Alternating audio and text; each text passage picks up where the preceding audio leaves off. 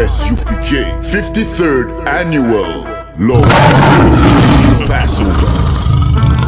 53rd Annual Lord's Passover is going to be held down here in Florida. It's going down. You're here tonight to get a chance to be righteous enough to be worthy of God coming to save you. That's right. It's going down. The Lord's 53rd Annual Passover. When we say we no cowards, we stop that business. We no cowards up in here.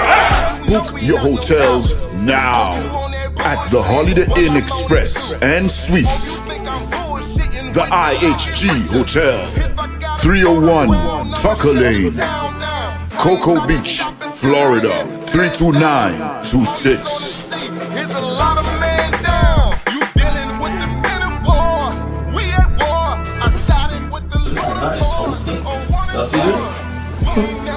Comes with all your dishes, pots, pans, forks, knives. I kind of like this. This is like an apartment and a hotel room. You know what I mean? Yeah. This here right here is about to be holy ground.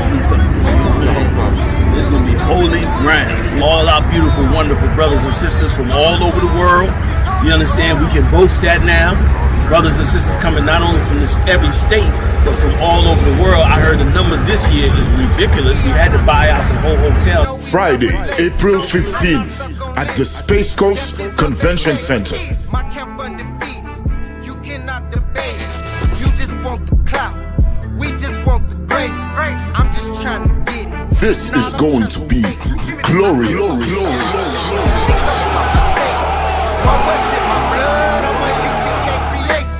We don't give a fuck. You can see it in our faces. Got it out the mud, straight up out the base.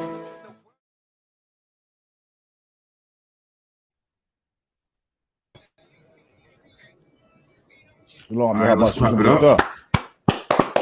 You hear me, sir? Can you hear me, sir? Shalom, DC, with Israelite School and Universal Practical Knowledge out of 1 West 125th Street, Harlem, New York, under Commanding General Yahanna. Since 1969, we've been teaching the truth of the Bible. And the truth is that the so-called blacks, Hispanics, and Native American Indians are the true Jews according to the Bible, and that our oppressor is the devil that the Bible speaks of. We are not affiliated with any other Hebrew Israelite group or Christian organization. We are the home of the truth, and if it's not of the I.S.U.P.K. under Commanding General Yahanna, it is not the truth. We're going to get into what we're going to get into tonight on the eve, or the right on the cusp of World War III. How is the Most High choosing his warriors? You know what I'm saying? This is how the Most High has done in the past to choose his warriors, and how the way he operates, and how the way he commands his hosts, his armies. Just not just anybody can join the Most High's military. Not just anybody can join the Most High's the host's ranks. And even once you're in there, once you're in the ranks, he only chooses a certain number of people to be above other men and whatnot. And we're going to exactly see what that process is. And Brother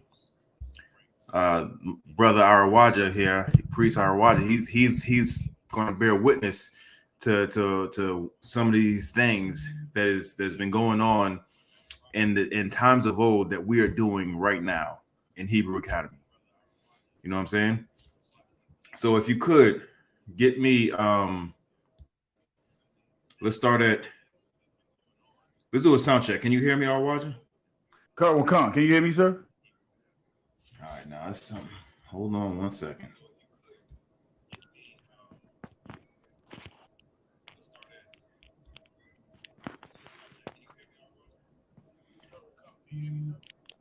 I can't hear you over here. You can't hear me?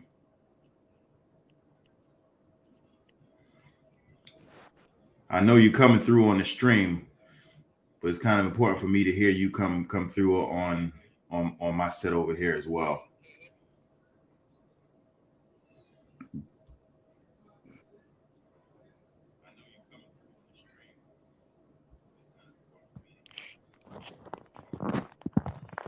All right, this is what we're gonna do.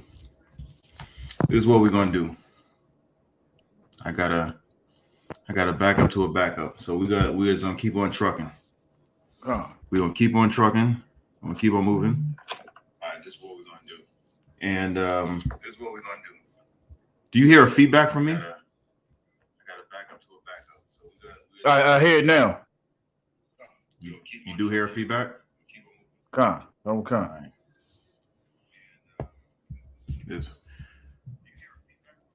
How about now? You hear a feedback? It's a slight one.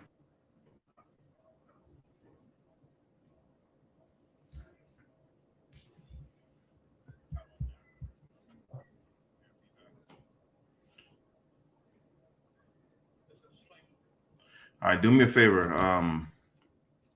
If this doesn't work, just come out and come back in. Come out, yeah, do it, and let's do it again. Let's see if this works out. While we're doing that, and if this doesn't work, I still can hear you over here.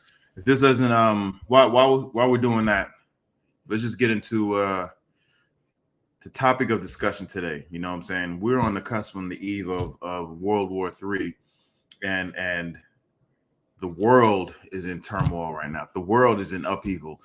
All the concerns and prayers and thoughts are on, the people of Ukraine and whatnot. But where was all those thoughts and concerns of the people of the children of Israel for centuries? How many times have we been, thrown away, cast aside? How many times have we been invaded in our neighborhoods, in our communities? How many times have the oppressor occupied our residents? You know what I'm saying? Our communities, our barrios. How many times have they rounded us up and put us on concentration camps and churched up the name and call it reservations, reserved for only a certain group of people? How many times has this happened? It's happened, it's been going on for so long that that no one even cares about it anymore. How long has our kids been on the borders? Can you hear me, sir? Can you hear me now? Well, I know you can hear me, but let's do a sound check real quick. One west. You still can't hear me? You coming through here. I'm not sure what all is going on, but I know the oppressor is the devil that the Bible speaks of. Most High in Christ. Right.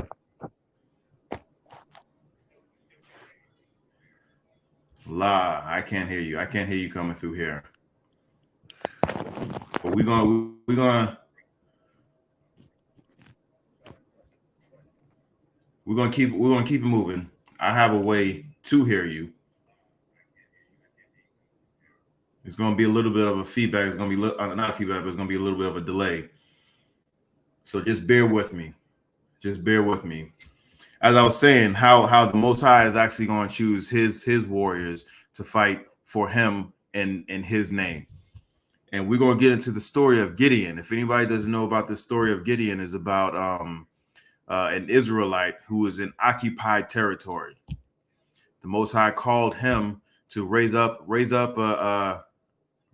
an army in his name and to cast out the oppressors of from that time, right? But the whole point of this right here is how the Most High actually chose the people that was supposed to be, supposed to be the bannermen for the Most High.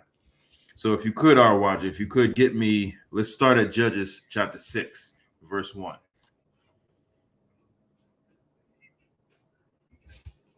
Salakia, hold on. You dropped off real quick. Let's put you back up there. The book of Judges, chapter 6, verse 1. And the children of Israel did evil in the sight of the Lord. And the Lord delivered them into the hand of Midian 7 years. And the hand of Midian prevailed against Israel. And because of the Midianites, the children of Israel made them the dens. I'm not sure if you stopped off, but the very first verse, it says that it started off right off the rip. The children of Israel did evil in the sight of the Most High. Okay. And because of that, we've been delivered into captivity. The upside is we was only delivered in captivity into the hands of the Midianites for 7 years. The downside was we turned our back on the Most High. Whenever we turn our back on the Most High, it is only suffering and oppression for us. Why? Because we're disobeying our power, our Father. Whenever you see Israel, down and out, it's only because we've turned our back on the Most High. Right? So let's keep going. And the hand of Midian prevailed against Israel. And because of the Midianites, the children of Israel made them the dens, which are in the mountains and caves and strongholds. Verse 3. And so it was, when Israel had sown, that the Midianites came up, and the Amalekites and the children of the east. All right. So real quick, it says, because we rebelled against the Most High, the Midianites was the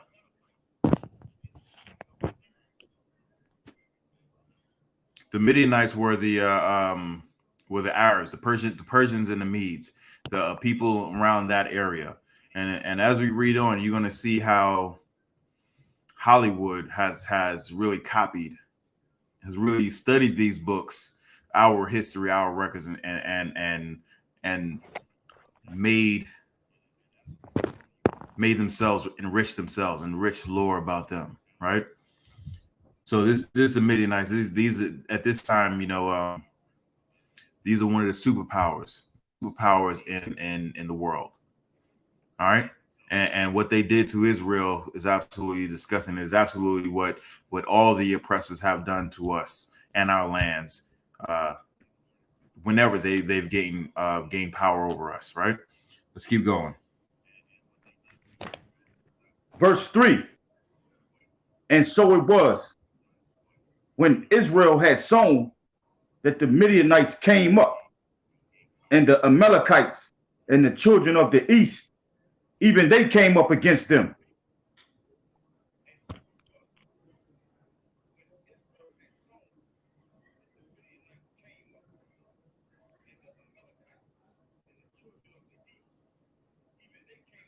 So the fake Jews, the Arabs, and the red dot people, the red dot folk came up against us. All these people joined together and came up against us. Let's keep going.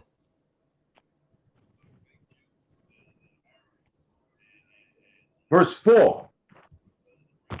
And they encamped against them and destroyed the increase of the earth, till thou come unto Gaza, and left no substance for Israel, neither sheep, nor ox, nor ass.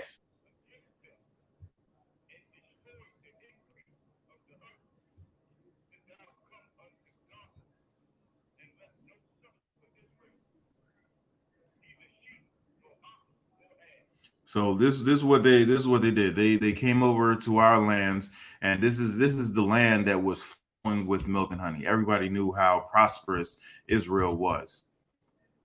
They came over to our land and they decimated our lands, consumed it. Just raped the earth, raped our inheritance that the Most High gave for us. This is one of the reasons why we were living in caves and pitch tents and the caves and the mountains and the strongholds. Why? Because we were displaced in our own lands. We were displaced, right? Does that sound familiar? Does that sound familiar? The Most High gave the Native American Indians, the First Nations people, this land. You know what I'm saying? Because no one ever dwelt before they came over here. The northern tribes came over here, and now all of our peoples, the northern tribes, are displaced in their own land. You know what I'm saying? They can't govern themselves without Esau having their grubby little paws in it, raping the earth. Right? So let's keep going. Verse 5. Well, they came up with their cattle and their tents, and they came as grasshoppers for multitude. For both they and their camels were without number, and they entered into the land to destroy it.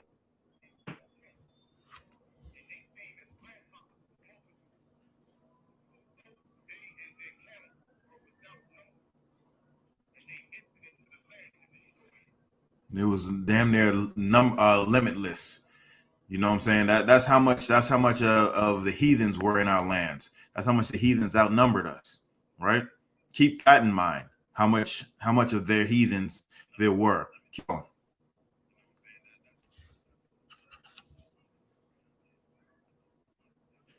Verse 6. And Israel was greatly impoverished because of the Midianites, and the children of Israel cried unto the Lord.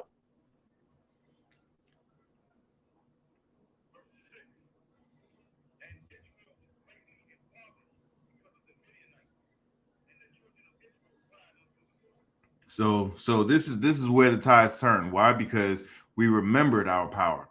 Just like the scripture says, but I'm paraphrasing, but once we go into our land of captivity and we're in our oppression and we bethink ourselves, we remember exactly whose we were, who our power was, who our power is. And once we return unto the Most High power, then we would then he would turn his face back to us. Once we stop sinning, once we repent, once we turn away from how the way we're living, to first get into this position of servitude, into captivity, then the Most High will actually come back and help us out.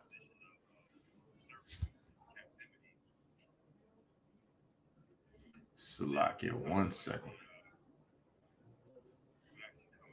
We having a little bit of technical difficulties because Esau is the white man's devil. The Bible speaks of. So what I'm gonna do is once we get back on track, I'm gonna continue on. Where was he at? He left off at 6. And Israel was greatly impoverished because of the Midianites, and the children of Israel cried unto the Lord. Verse 7. And it came to pass when the children of Israel cried unto the Lord because of the Midianites. Can you hear me now, sir? The Lord sent a prophet unto the children of Israel, which said unto them, Thus saith the Lord God of Israel, I brought you up out of Egypt. In other words, the Most High says he's reminding us who he is and what he's done. This is a common theme of what the Most High had done. Salakia, let's do a sound check right quick. Our Waja. There you are. Yeah, you was on mute.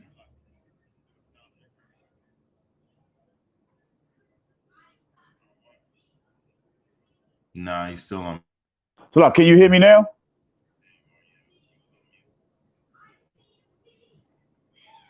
All right, let's do a sound check right quick. 1, 2. Can you hear me, sir? Yeah, go ahead. All right, so pick up where I left off. Start at the top of verse 8, if you could, Baba Kashar. Come. Judges chapter 6, verse 8. That the Lord sent a prophet unto the Lord of Israel, which said unto them, Thus saith the Lord, God of Israel, I brought you up from Egypt, and brought you forth out of the house of bondage. Hold on, read that from the top again one more time, Baba Kashar. Come. Verse 8. That the Lord sent a prophet unto the children of Israel, which said unto them, Thus saith the Lord, God of Israel, I brought you up from Egypt and brought you forth out of the house of bondage.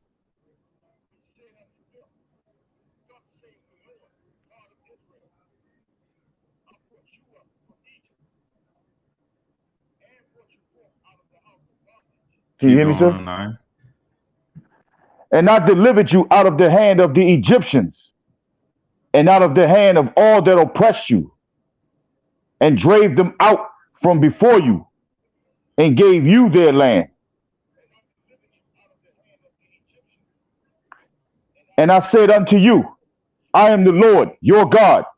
Fear not the gods of All the right, right here, what Amorites. he's saying, in the words of our Waje, when he would talk freely, he would say, you know, I delivered you out of the hand of them stinking Hamites, because that's who the Egyptians were. That's who the Egyptians are, stinking Hamites. The Most High delivered us out of bondage from these stinking Hamites, right? He's reminding us exactly who he is and what he has done. At that time, the Egyptians were the most powerful nation on the face of the earth. No one was touching them. No one was rivaling them. No one, except for the Most High power. The Most High power decimated Egypt so much so that they have never regained the notoriety that they had at that time. Even right now, the only thing that they're really known for is their past. That's all. That their former greatness, and because the Most High has put it that way, they have never gained their footing in the world of superpowers ever again. And the Most High is reminding us that He is our power, and He did that to them. So if He could do that to them at that time for us, He can do that for us again. Deliver us out of bondage, no matter how seemingly endless power this power is. Right? Let's keep going, because we have a lot to cover. Verse 10, and I said unto you, I am the Lord your God. Fear not the gods of the Amorites, in whose land ye dwell, but ye have not obeyed my voice. And there came an angel of the Lord, and sat under an oak which was in Ophrah, that pertained unto Joash.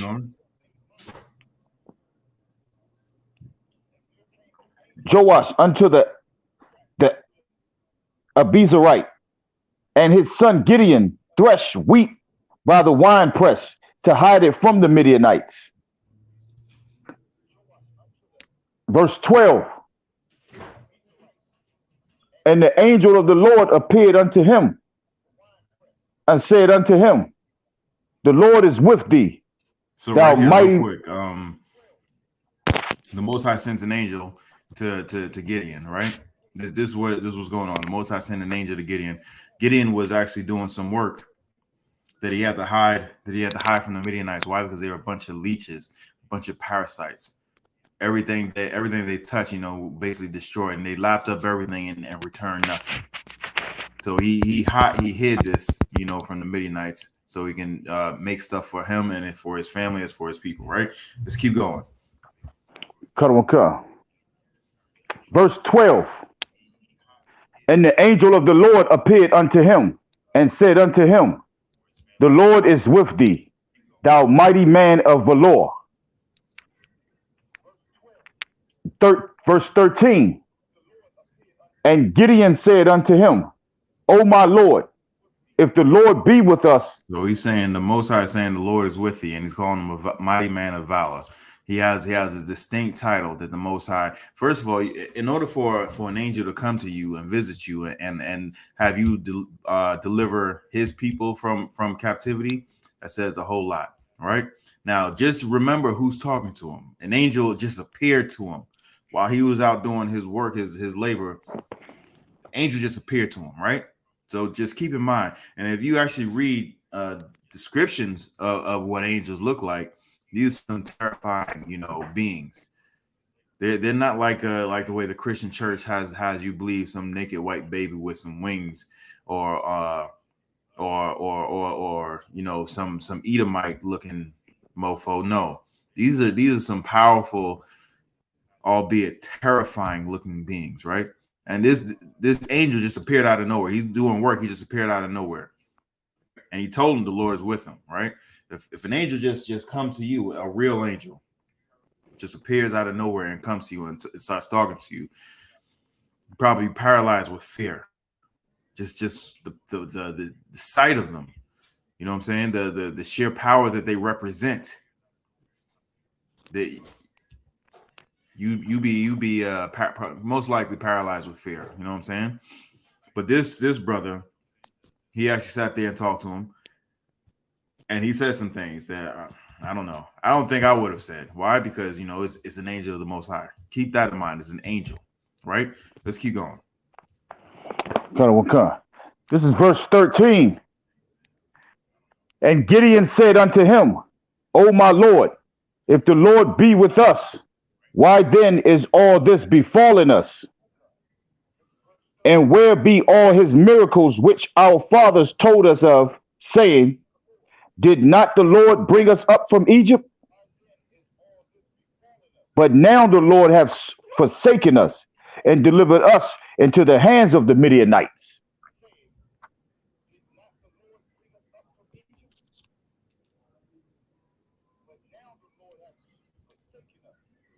So this is something we tend to do a lot. Unfortunately, this is Israel right here. It says we are stiff-necked, people.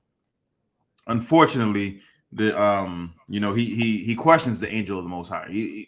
He's an angel, right? So he knows he's coming from the Most High. But here's a more deeper, thing that people tend to gloss over, especially as Christians. Christians don't know this. They gloss this part over. And it says, if you be the Lord, the Most High, where's all the miracles that our father told us about?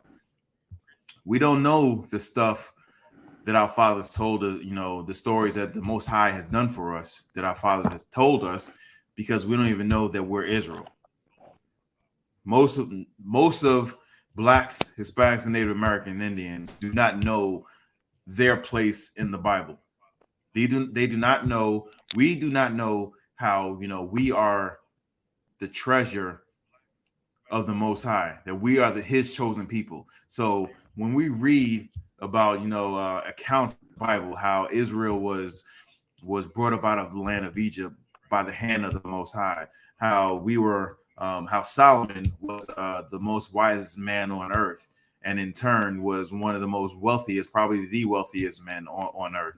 How the way King David was honored back then and is still honored today. How Christ, died for his people, only his people, who are Black, Hispanic, and Native American Indians. We don't know this. Gideon knew this.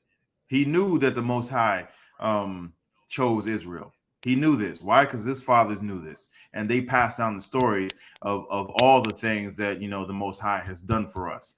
Yet, if you go back to verse 1, it says Israel has turned their back. And once we keep reading, we're going to see how the way Israel turned our back on the Most High. So the Most High turned his back on us, and this is the reason why he's asking all these questions. Why, if the Lord God be with us, how can he allow all this to fall on us? He brought us out of Egypt. He told our fathers passed down the oral traditions of how, we got up out of the land of Egypt. We was in captivity for 400 years, and he got us up out of there. He defeated the superpower of the world by his hand. We didn't lift a finger to destroy Egypt, them stinking Hamites. The Most High did that. So he's recounting, he's telling this angel, how is this possible? Right? Let's keep reading. Verse 14. And the Lord looked upon him and said, go in this thy might, and thou shalt save Israel from the hand of the Midianites. Have not I sent thee? And he said unto them, O my Lord, wherewith shall I save Israel? Behold, my family is poor. And you want to save Israel? Go on this. This is your might. I am the Most High is your might, right?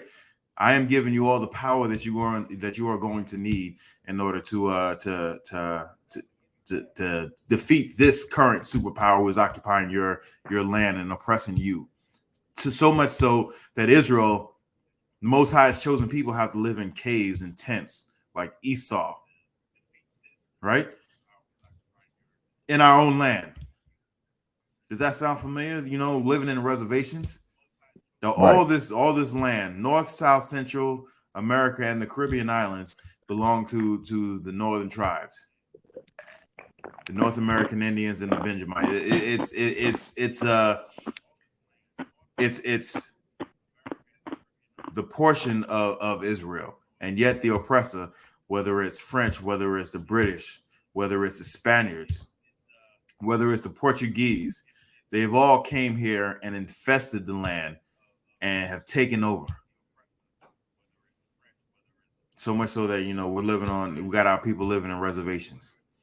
And when they want to move freely from one part of their land to another part of their land, they steal their babies, send the parents back to the hell that they've come from, and then put the babies in cages. Just stuff them. You know, it's supposed to be, you know, a certain number of people per cage, even though it shouldn't be any type of people in any of these cages, except for our oppressors. And when Christ come back, that's exactly where they're going to be dwelling, in cages. Right. The only water they're going to get is from the toilet, like the dogs that they are. Why? Because they put our people in cages. Right now, we have kids in cages. Right now. It was a talking point when election time was up. A lot of people talked about it. A lot of people highlighted it. But where are they now? Once they got elected, are these people still are our people still in cages? Yes. Are they elected and in power and can do something about it? Yes. Have they done anything about it? No. That's why when Christ comes back, all the peoples involved and that had a hand in our oppression, our destruction is going to get cut down. Right? Let's keep reading. Verse 15. And he said unto him, O my Lord, wherewith shall I save Israel? Behold, my family is poor in Manasseh, and I am the least in my father's house. And the Lord said unto him, surely I will be with thee, and thou shalt smite the Midianites. What should I say? I'm poor. You know what I'm saying? I'm poor. My father's house is poor.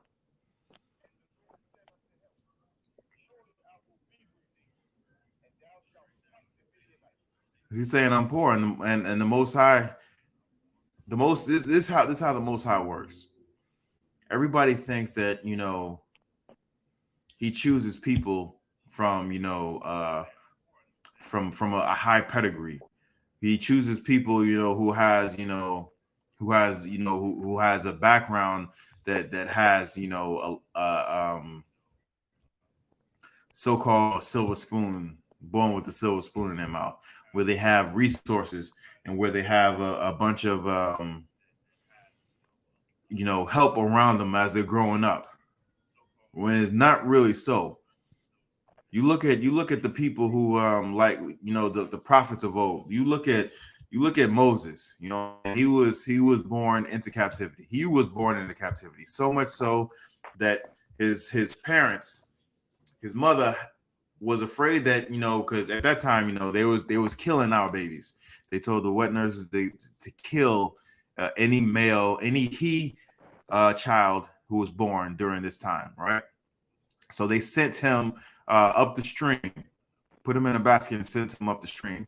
He was born in hellish conditions. He was even though he didn't know it, his parents feared for his life. He was supposed to have been murdered, but once he was taken in by the stinking Hamites, he was given power. He's showing grace from the Most High, not from these stinking Hamites. So the Most High showed him grace, right? He grew up. He had some pedigree, but when he started out, he was poor. He was a slave, sentenced to death from birth. You know what I'm saying? You look at other prophets. You look at Christ. He was said when they were talking about Christ, they was like, who? This dude, he was born in Nazareth. Nothing good can come from Nazareth. How many of us have come from that place, that Nazareth, in in our time? How many of us have come from the bad parts of town? You know what I'm saying? East LA, South Central, South side of Chicago, North side of Philly. You know what I'm saying? How many of us has come from Miami-Dade County? How many of us has come from the bad parts of whatever city that we're held to? ISUPK is full of brothers who has been risen up from that low state, and this is the Most High's MO. This is the Most High's MO. I'm not saying he does not take brothers and sisters who come from a higher pedigree, but you read time and time again, it comes from people who really doesn't have much of anything. The scriptures bear me witness. I'm not saying anything that is a lie. You just read the prophets of old. Most of them, if not all of them, I'm not even gonna say all of them.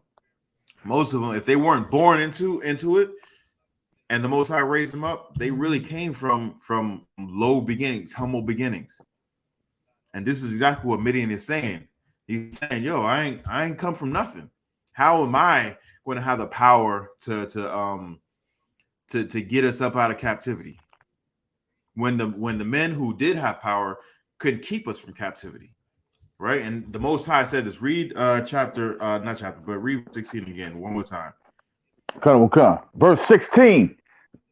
And the Lord said unto him, surely I will be with thee, and thou shalt smite the Midianites as one man. Verse 17. And he said unto him, the Most High saying, I am with you. That's all you need. You only need me. I am going to raise you up out of captivity. Go into 17. Verse 17. And he said unto him, if now I have found grace in thy sight, then show me a sign that thou talkest with me. So he's saying, show me a sign. All right. So that's what he's asking him. Keep going. Depart not hence, I pray thee, until I come unto thee, and bring forth my present and set it before thee. And he said, I will tarry until thou come again. So what he's doing is he's saying, no, hold up. All right. So show me a sign. I want you to just hold tight. I'm going to go grab something, and then I'm going to come back. If you don't know what he's doing, what basically we're going to read what he's doing, but what he's doing is he's going back to his place, and he's going to gather an offering. Why? Because he knows he's talking to the angel of the Most High. Should be really, once you realize you're talking to an angel of the Most High, whatever they say is as good as gold. You know what I'm saying? We should treat that as good as gold. If you ever get a visit from an angel from the Most High, first thing you should do is get counsel, right? Why? Because Satan has power too. He can disguise himself as as something that you really want to do, and him disguising it as something that is coming from the Most High when it's really coming from Satan. What you should do is get counsel. Talk to your camp leader. Talk to if you're a married woman, talk to your husband. If he's in I.S.U.P.K, if he is in the truth, talk to your husband. Seek counsel. Talk to a camp leader. Talk to one of the generals. Talk to somebody. Seek counsel. 9 times out of 10, we're not seeing this angel of the Most High. We're seeing some trickery from Satan, right? But in this case, he said, prove, I need you to prove to me that you are who you say you are. So he's going to go in and get something, right? Let's keep reading. Okay. Verse 19. And Gideon went in and made ready a kid and unleavened cakes of an ephah of flour. The flesh he put in a basket, and he put the broth in a pot and brought it out unto him under the oak and presented it. Do you know what a kid is? Just for time's sake, you know, because we have a little lag. A kid is a baby lamb or a goat, something like that. He got livestock. He got livestock, and it's not a child like Esau or these Christians would have you to believe. He got livestock, and that's what he went home to get. Let's continue reading. Come. Verse 20. The angel of God said unto him, take the flesh and the unleavened cakes and lay them upon this rock and pour out the broth. And he did so.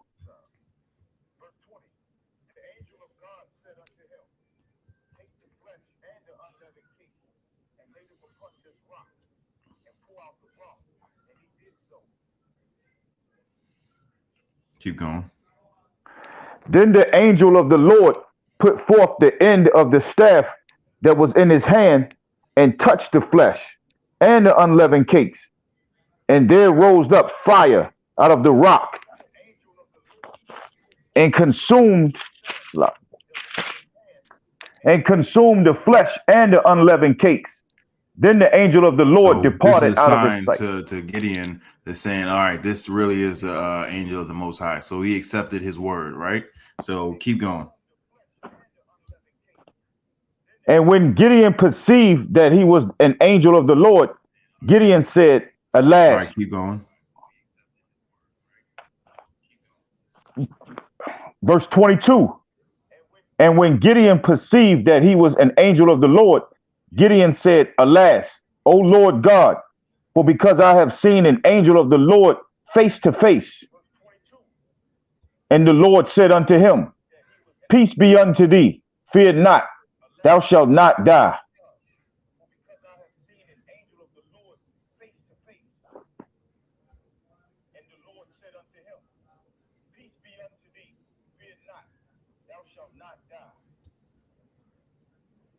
All right, real quick. He's saying don't don't be scared. You know what I'm saying? Now that he realized he's talking to an angel of the Most High, he's saying don't, fear not. You ain't gonna die. Why? Because a lot of times when an angel comes unto us, and how does he even know that he should be fearful?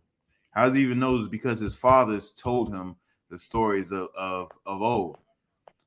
His fathers, passed down the stories of how the Most High works, how he really operates. He sends an angel. He sends somebody. Someone comes in the name of the Most High, just like the prophets of old. Whenever the prophets came in town, they asked straight way off the gate. Are you here for peace, or are you here for peace? Once they say they're there for peace, sigh of relief.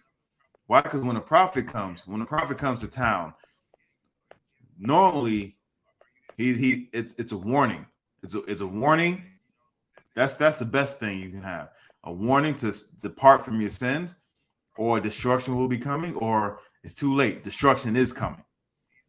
You know what I'm saying? So this messenger, this angel, he's saying, all right, now that you realize who I really am, you ain't got it. Don't fear. You ain't gonna die. You will not die. Keep going. Verse 23. And the Lord said, Salakia. Verse 24. Then Gideon built an altar there unto the Lord and called it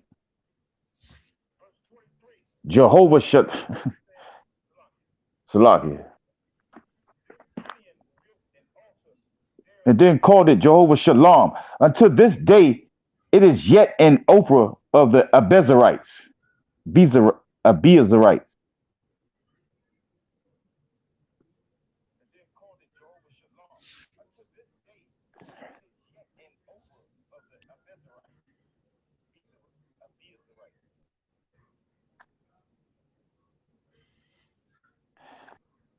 How? And it came to pass Right, the keep same going. night.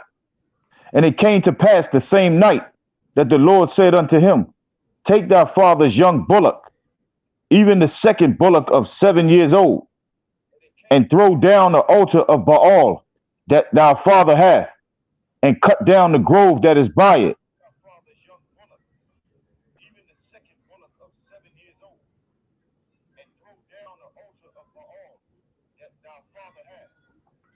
So right here, it leads to verse 1 of showing you exactly why, you know, how, not why, but how Israel sinned, or Israel did evil in the sight of the Most High.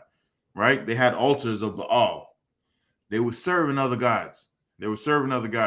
And the Most High has told us time and time again, I am the Lord thy God. I am the only God you have. Do not ever serve any other God. And you know how we serve other gods? You know how we put up altars of Baal? When we put up that Christmas tree. When we go out and barbecue on the 4th of July. When we set up that turkey on Thanksgiving. You know what I'm saying? When we give the kids birthday gifts and have birthday parties for them. This is exactly how we, and what's coming up soon in about 6 weeks is Easter. You know what I'm saying? This is how we serve in Baal. This is our altar, and now in this time of Baal. And most of our people do not even know this. That we're serving other gods, and we don't even know that we're serving other gods. Christmas and New Year's and Easter and Mardi Gras. You know what I'm saying? Mardi Gras. That's coming up down in Louisiana. That's a big lust-filled, mess. It's the best I can put it. But this is how we're serving Baal right now in this day. Right? So the Most High told Gideon to tear this stuff down and build up an altar for him and sacrifice his young bullock, even the second bullock of 7 years old.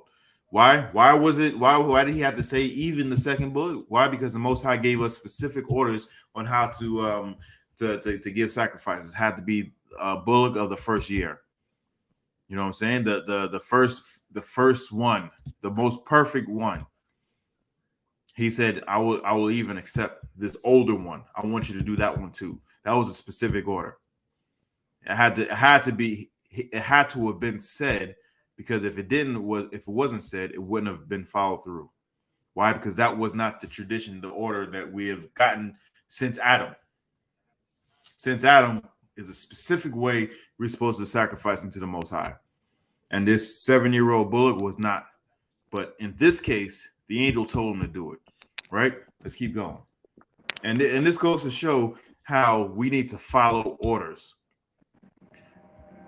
All orders we need to follow. If it's if you hadn't received any new orders, the last order should be followed, right? So this was a new order that he was supposed to do just at that one point in time. We don't do that, now, or anytime after that. It was back to the same old stuff. He said at this point he was only supposed to do that at that time. And this all goes into how Gideon is actually going to, or not, I ain't even say Gideon, how the Most High ordered Gideon to choose the right men to expel the Midianites and the Amalekites and the people of the east out of Israel. Right? Let's keep going. Verse 26. And build an altar unto the Lord thy God upon the top of this rock in the ordered place, and take the second bullock and offer a burnt sacrifice with the wood of the grove, which thou shalt cut down. Let's keep going. Then Gideon took 10 men of his servants and did as the Lord had said unto him. And so it was, because he feared his father's household and the men of the city, that he could not do it by day, that he did it by night. Verse 28. All right, so this is an important part right here. So he had to cut down, the Most High told him to cut down the grove that was around there, right? If you don't know what the grove is, it's a bunch of trees, right? A bunch of trees was planted, and he told him to cut it down. It was stuff of wood. Most High told him to cut it down, and he did it by night. He took 10 of his men servants, and he did it by night. Why? Because he feared the men of his house. He feared the men of his house. Why? Because it was all under the service. They were all serving Baal. So if you cut down their God, if you cut down the altar of their God, they're going to be offended. So, and this goes to show you, he took 10 men in order to do this. Like, I don't know if anybody's ever really, or if anybody's ever seen somebody cut down a tree. You know what I'm saying? Even now in this time, you do it with a machine, a chainsaw or something like that. It still takes some time to cut down a tree, to cut something down like that. It takes some time. But swinging an axe, hit after hit after hit after hit, man, that takes endurance, that takes power, and it takes some time. It takes some time to do it. He took 10 men, and he did it at night because he feared, like I said, he feared the men of his house. So he had to have known that that there was still some people that was willing to obey the Most High. Scripture says, know them that thy labor among. You know what I'm saying? Know the vibe of men that you work with on a day-to-day basis. Why? Because if he would have chose the wrong man, he did not know, and they still serve Baal more than they serve the Most High. They would have snitched on him. They would have told on him. And we'll see how the men of his house, and the reason why he really feared the men of his house to do this at night, he'll see how the way they reacted. Let's keep going. Verse 28. And when the men of the city arose early in the morning, behold, the altar of Baal was cast down, and the grove was cut down that was by it, and the second bullock was offered upon the altar that was built. And they said one to another, who have done this thing? Verse 29. And they said one to another, who have done this thing? And when they inquired and asked, they said, Gideon, the son of Joash, had done this thing.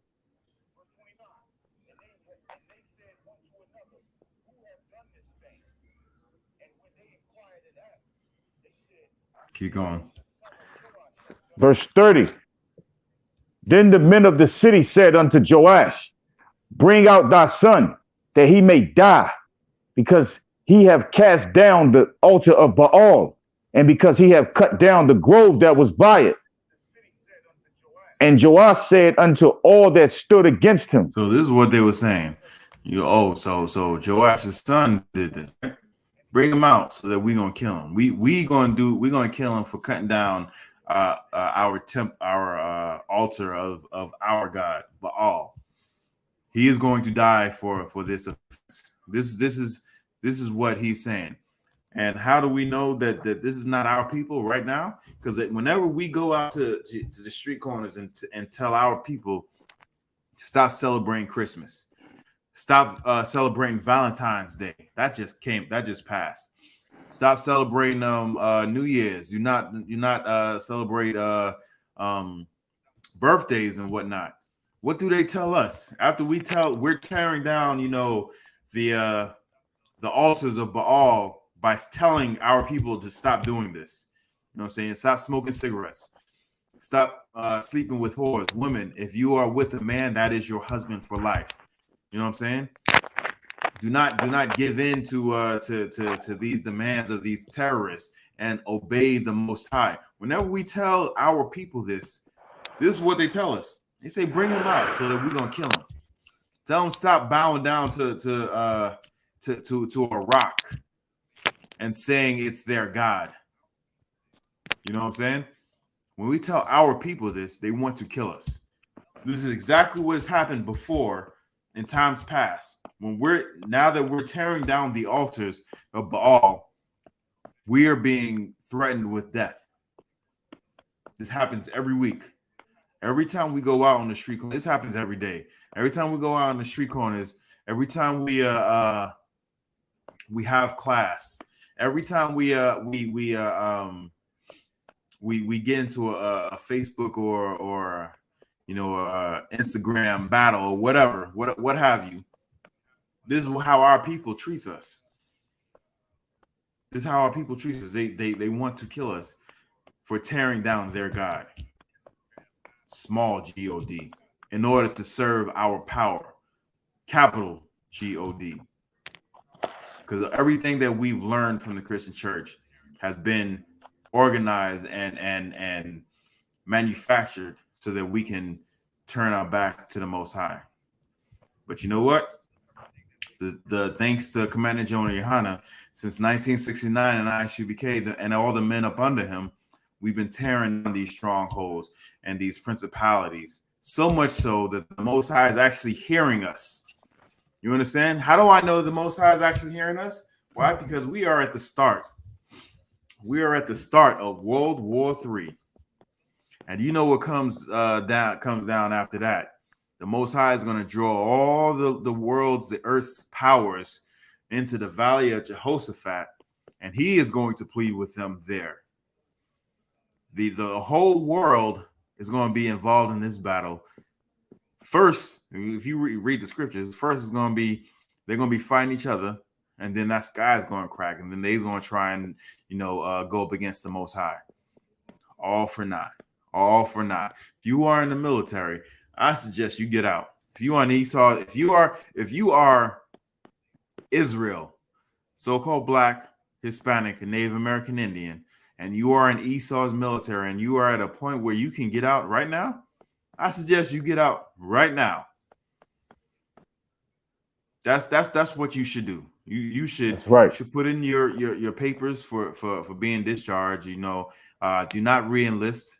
If you put in your re-enlistment package, tell them you rescind that contract out order, and say, hey, you know what? I've done my time, and I am out. That's what I suggest you do. But hey, I can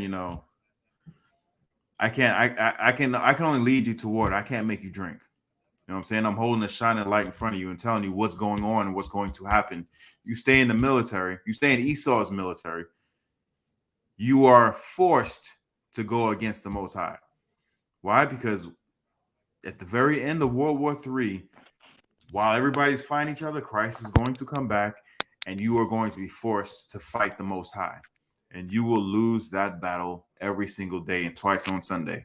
There is zero chance you will win.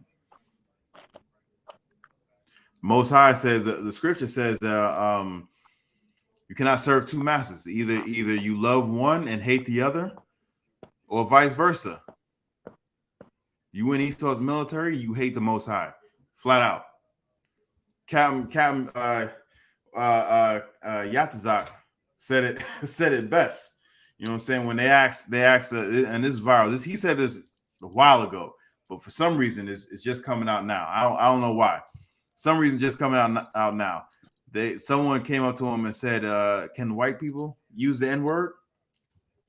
And he was like, "Nah." And they was trying to ask other brothers, and they was like, "Well, why can't white people use the N-word?" Stuff like that. He was like, "Listen, let me tell you something. White man's the devil. That's it.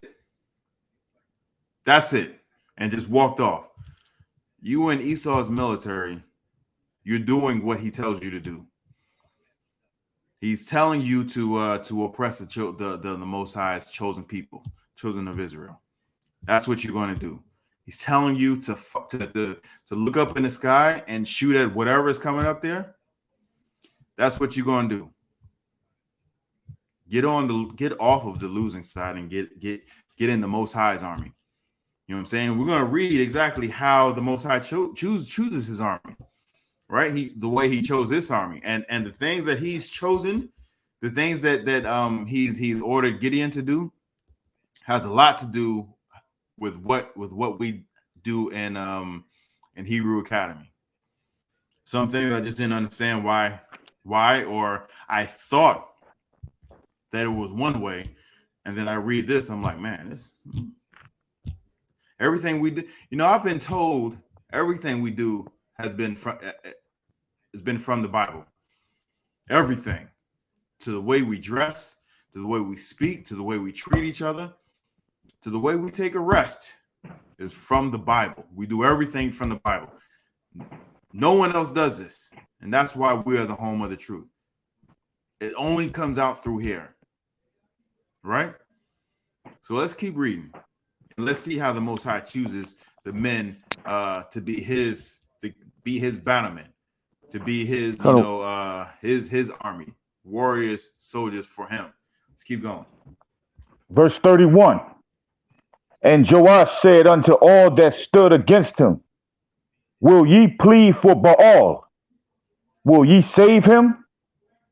He that will plead for him, let him be put to death while it is yet morning. If he be a god, let him plead for himself, because one has cast down his altar.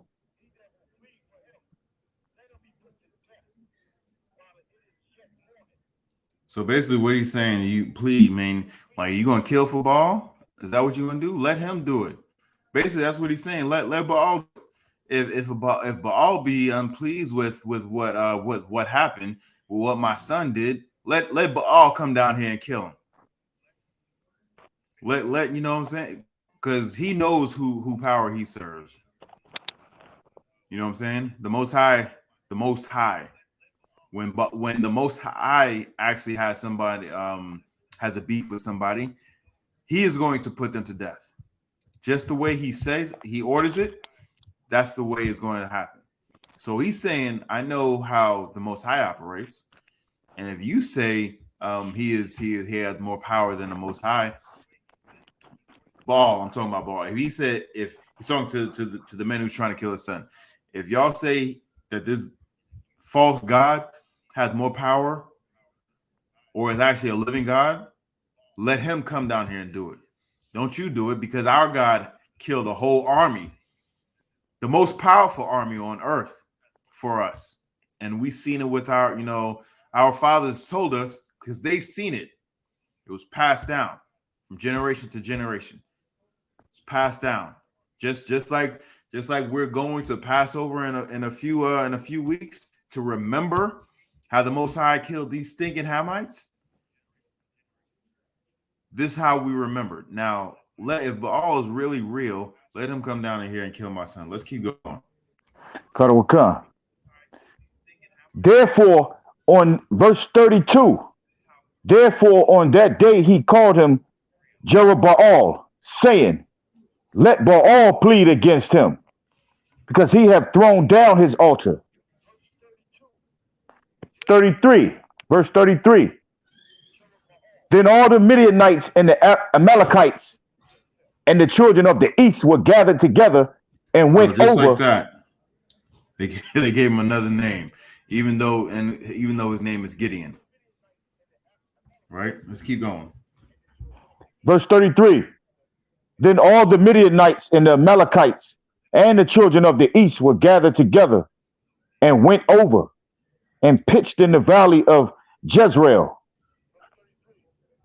But the Spirit of the Lord came upon Gideon, and he blew a trumpet, and Abiezer was gathered after him. All right, let's keep going. And he sent messengers throughout all Manasseh, who also was gathered after him. And he sent messengers unto Asher, and unto Zebulun, and unto Naphtali, and they came up to meet them. And Gideon said unto God, if thou wilt save Israel by my hand, as thou hast said, behold, I will put a fleece of wool in the floor. And if the dew be on the same fleece only, Salakia, and if the dew be on the fleece only, and it be dry upon all the earth beside. Stop at the end of 37. And it be dry upon all the earth beside, Then shall I know that thou wilt save Israel by my hand, as thou hast said.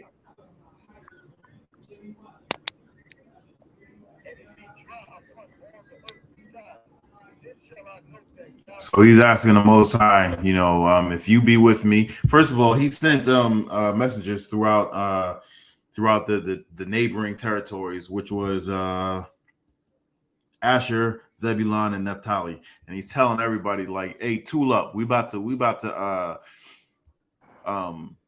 expel these stinking, Midianites, these Amalekites, and these children of the east. We're about to expel them, right? Because they've been, oppressing us. They've been taking up our land. They've been taking up our resources for too long. This is 7 years going on. They've been taking up all our resources for too long. The Most High is going to deliver us from up under this oppression." That's what he sent messages out to, right? And then he went to the Most High and he told him,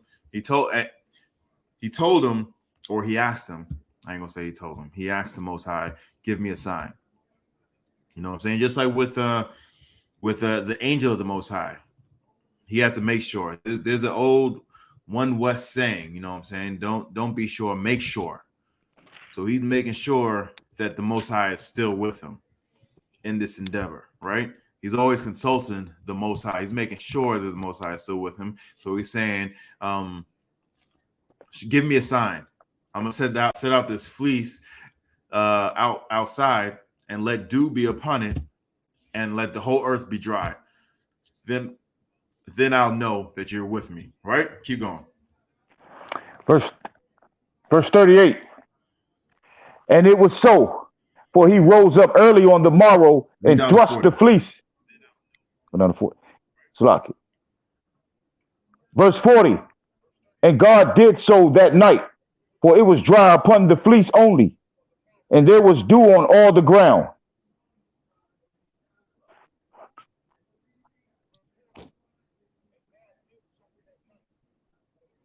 No, hold on. Read 39 and read down to 40. Come.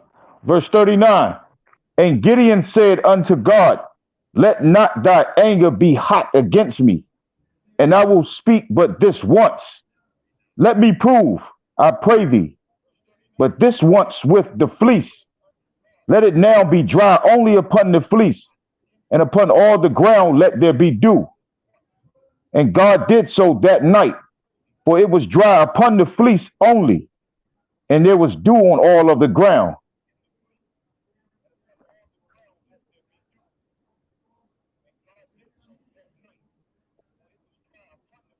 All right, okay. So what he's saying is, the first time he was like, "All right, if you be with me, let the fleece be dry. Let the fleece be wet, and the whole ground be dry." Right? So when he got up early the next morning, because I bet he couldn't sleep. You know what I'm saying? Got up early the next morning, he took the fleece and he rinsed it out so much so there was a bowl full of dew. Right? So he's like, "All right, the Most High is with me." But hold on, let me make sure.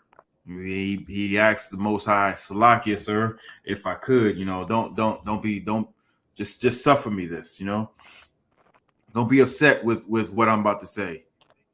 Can you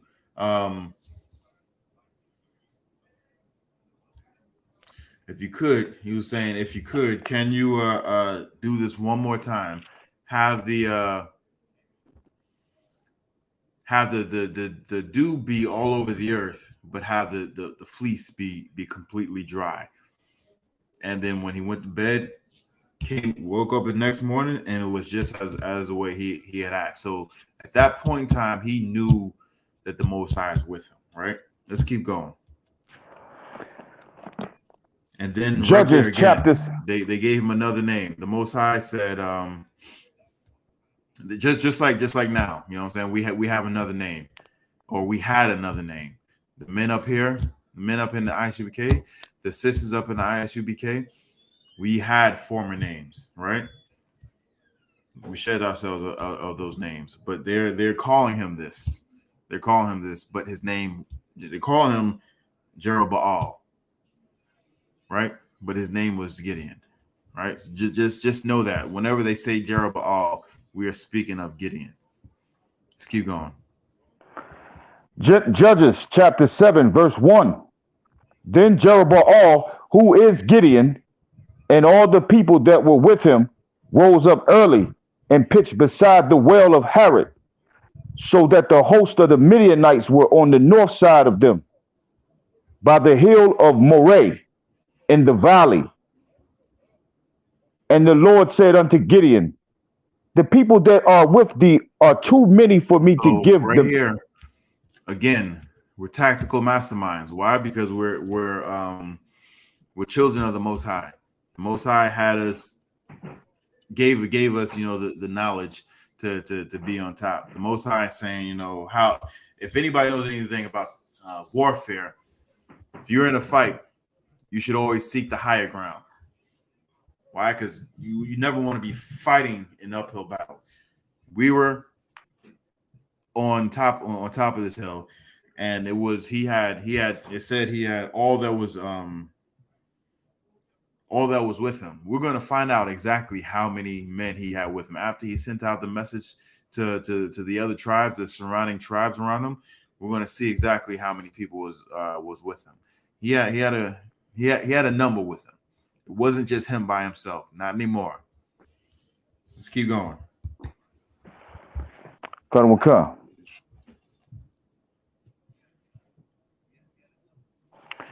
Verse 2. And the Lord said unto Gideon, the people that are with thee are too many for me to give the Midianites into their hands, lest Israel vaunt themselves against me, saying, my own hand hath saved me. Verse 3. Now therefore go to, proclaim in the ears of the people, saying. So this is what he's saying. He's saying, y'all, you have too many men. You have too many men. And if y'all win, if I allow y'all to win, children of Israel is going to say,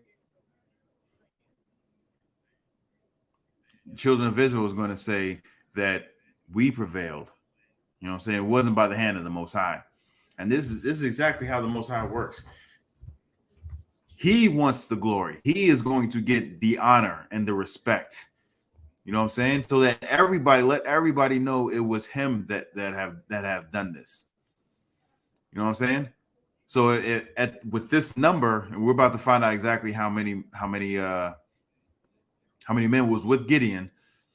He's saying, nah, it's too much. It's too much. Even though it's fun. I say it's funny.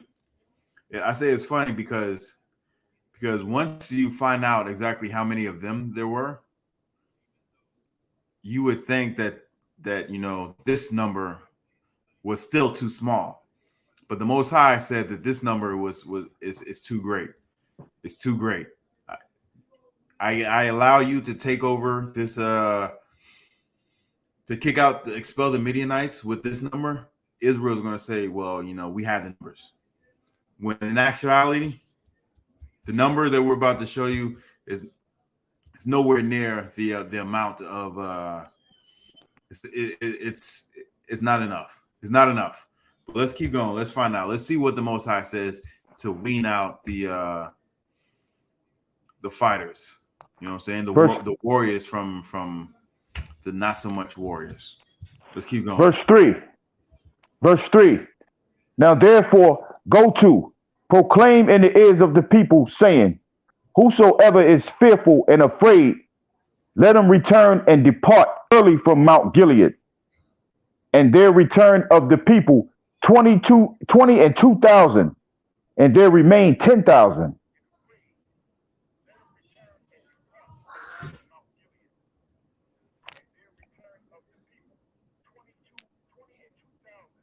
So he's saying this is what he said. He said, first let's start with the end in mind. 20 and 2,000 men left, and only 10,000 remain. So how many is that? That's 32,000 people. 32,000 people was there that showed up when who answered the call when Gideon said, hey, we're going to expel these bastards from amongst our ranks. 32,000. But before that, the Most High gave Gideon an order and told him to tell his people, if you're afraid, if you don't want to fight, if you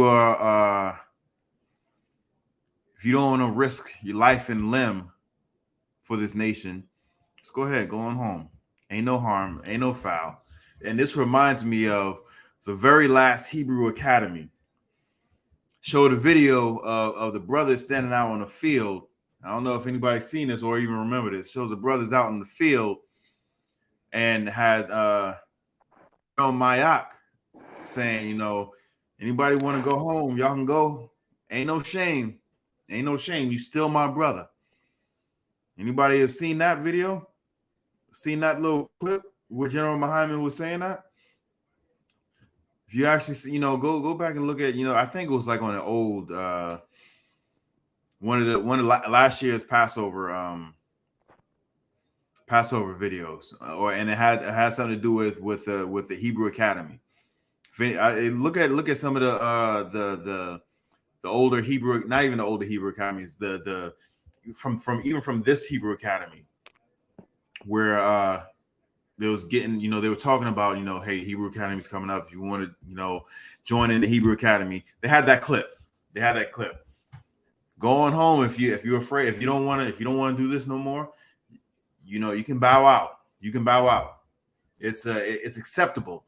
You're still my brother. Don't be shamed. And that's exactly what Gideon is saying here. The Most High told Gideon to tell these brothers, if you're afraid, it's okay. You don't have to be here. You don't have to be here. You're still my brother. You know what I'm saying? This is exactly what Jeremiah said. When I read it, I heard that from Jeremiah. I'm like, damn, that's kind of cold. You know what I'm saying? And then I read this. I'm like, man, everything we do is from the scriptures. Everything we do is from the scriptures. Don't be shamed. You still my brother. And this is exactly what Gideon said to his army of 32,000 people. And at that point, 22,000 men up and left. 22,000 men. Now, it's only 10,000 men, 10,000 soldiers, 10,000 warriors, 10,000 men who were not afraid to fight and battle for their brothers and their sisters and their fathers and their kinsmen and their land, to expel these stinking, dirty oppressors from amongst them. You know what I'm saying? It was still 10,000 men. But what did the Most High have to say about that? Let's keep reading. Verse 4, and the Lord said unto Gideon, the people are yet too many. Bring them down unto the water, and I will try them for thee there. And it shall be that of whom I say unto thee, this shall go with thee, the same shall go with thee. And of whomsoever I say unto thee, this shall not go with thee, the same shall not go. Okay, so what he's saying, all right, it's still 10,000, but it's still too much. Still too many people, still too many men. If it was 10,000, they would still say that it was them, their bravery, their honor, their courage, their commitment that had brought, victory to Israel and not the Most High. So what he's saying is it's still 10,000, and I'm going to tell you to do something, and I'll tell you who you'll keep and who you'll excuse.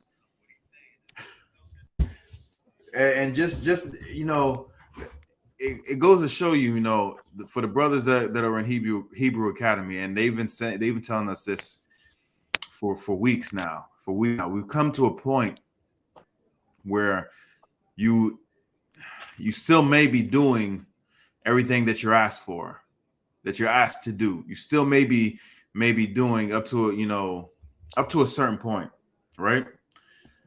But the Most High only wants a certain number of brothers. He doesn't want everybody. He does not want everybody. And right there, when it says 22,000 men left, and it only left with 1,000 men, right there, that's 2/3 that left.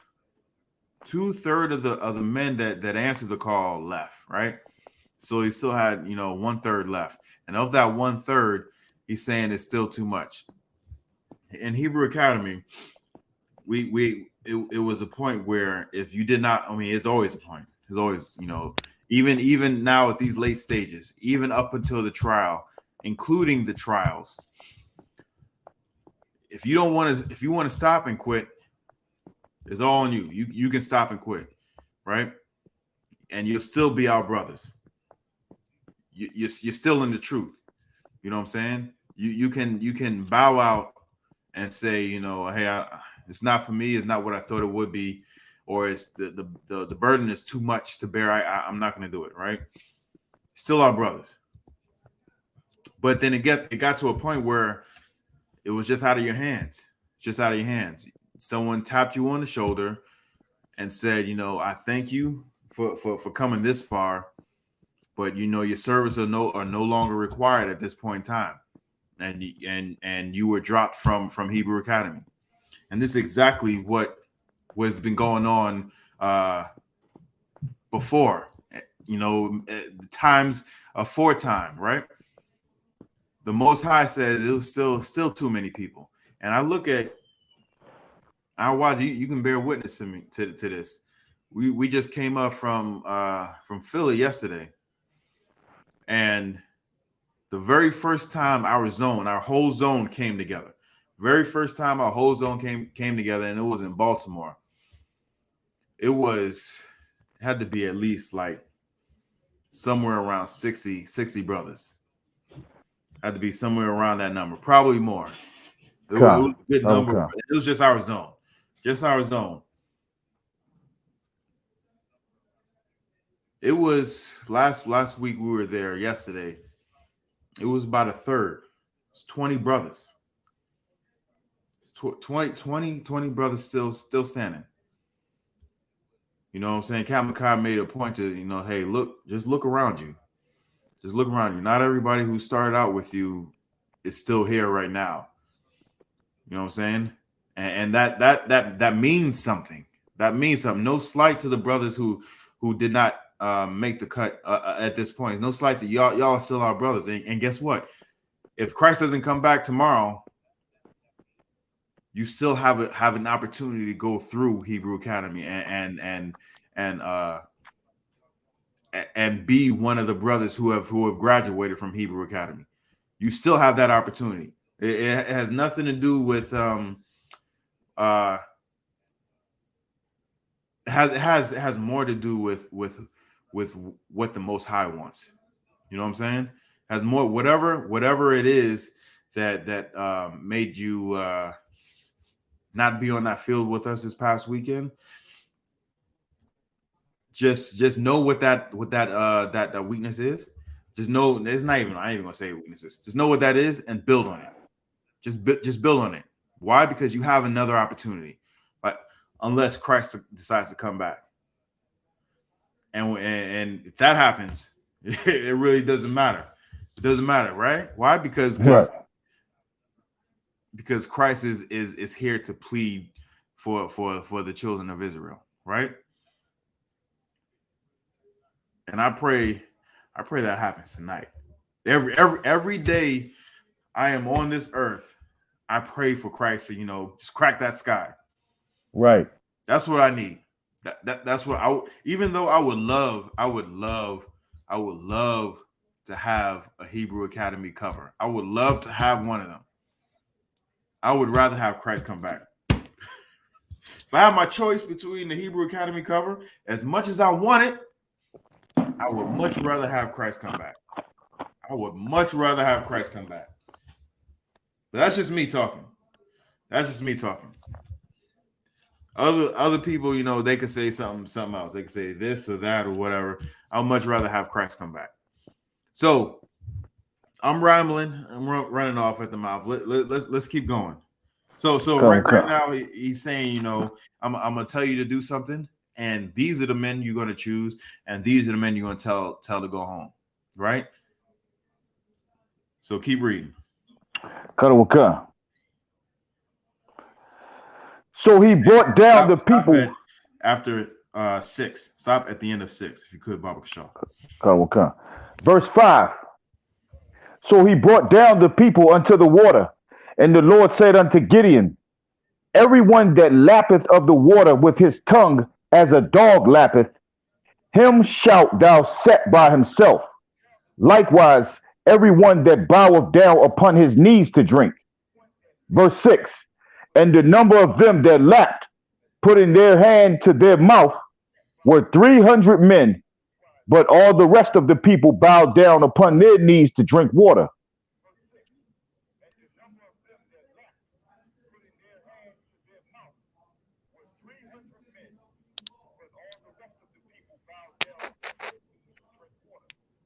All right, so what he's saying is all the men, take them down by the water and have them drink.